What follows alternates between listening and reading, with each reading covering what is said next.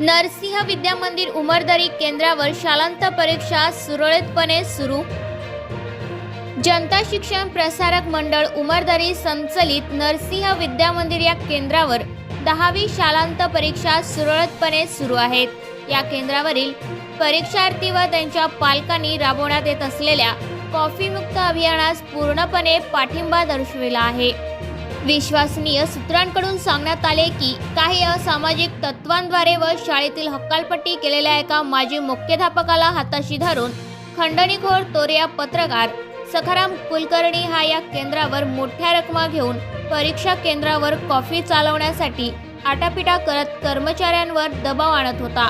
पण संस्थेचे अध्यक्ष शिवाजीराव जाधव यांनी कुठलाही दबाव न घेता पोलीस आणि शिक्षण खात्यातील कर्तव्यदक्ष अधिकाऱ्यांची मदत घेऊन संबंधितांचे गैरकारभार करण्याचे मनसुबे उधळून लावले आहेत।